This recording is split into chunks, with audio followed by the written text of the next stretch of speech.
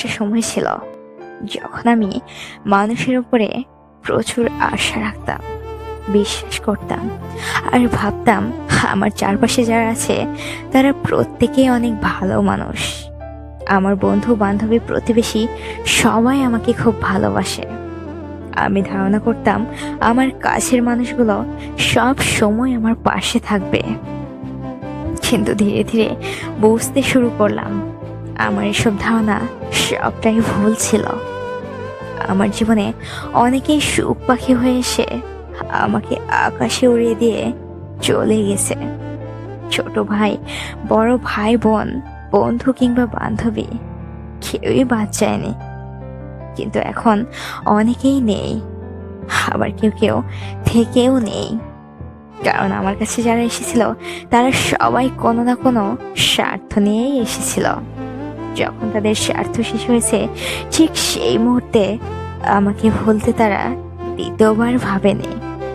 কিছুদিন আগেও আমি এমন ছিলাম যে কেউ আমার কথা না রাখলে আমার খুব খারাপ লাগতো।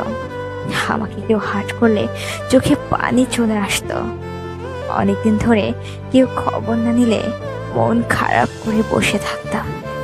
আর এখন কেউ কথা রাখা তো দূরের কথা, আমি কারো কাছে কিছুই আশা করি না। এখন কেউ হার্ট করলে আমার হাসি পায়, কেউ খবর না নিলে আমার কিছুই মনে থাকে না। অনেকে হয়তো বলবে সবকিছুই ধীরে ধীরে ঠিক হয়ে গেছে। আসলে কিছুই ঠিক হয়নি, সবকিছু আগের মতোই আছে। শুধু আমি নিজেই এসবের সাথে মানিয়ে নিয়েছি। আগে অল্পতেই মন খারাপ হতো, এখন আর হয় না। অল্পতেই অভিমান করতাম, এখন আর অভিমানটাও হয় না। কাউকে না কাউকে পাশে পেতে চাইতাম, এখন আমার আর কাউকে দরকার পড়ে না। পার্থক্যটা শুধু এখানেই। চাইলেই একা থাকা যায়, তুমি চাইলে নিজেকে শক্ত করে রাখতে পারো। চাইলে তুমি কারোর ওপর আশা ছাড়াই থাকতে পারবে, স্বার্থ না রাখিয়ে চলতে পারবে।